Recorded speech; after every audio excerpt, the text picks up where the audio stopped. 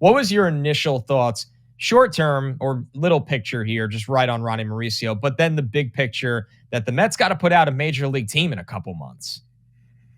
I mean, obviously, you feel bad for Ronny Mauricio, young player that was really emerging in a big way. And like you said, Connor, he was going to be a part of a competition for third base, likely in spring training. Unfortunately, a freak kind of thing on the base paths, torn ACL.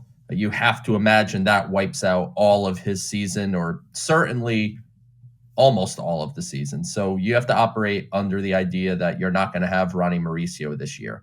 What that means, and this may not be what Met fans want to hear, this is just a huge opportunity for Brett Baty.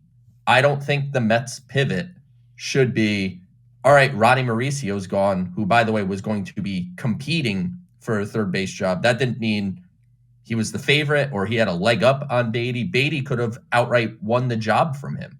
So I think what the Mets need to do is give Brett Baty an opportunity to be the third baseman and maybe the designated hitter spot. We've talked about the JD Martinez kind of pure DH types. We've talked about Jorge Soler, who is a DH, maybe outfielder.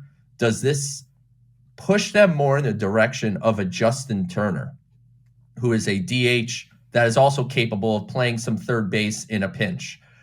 We know that David Stearns previously, when he was with Milwaukee, he had interest on more than one occasion of bringing Justin Turner to Milwaukee. So I think this is a player that David Stearns has long eyed, and it would be kind of a maybe Cinderella comeback story of how everything fell apart with Justin Turner and the Mets. He goes on, has a fantastic career with the Dodgers and the Red Sox, and have him come full circle back to Queens as a DH/insurance policy at third base. I think that should be the plan. I don't want to think about Matt Chapman or signing a different third baseman.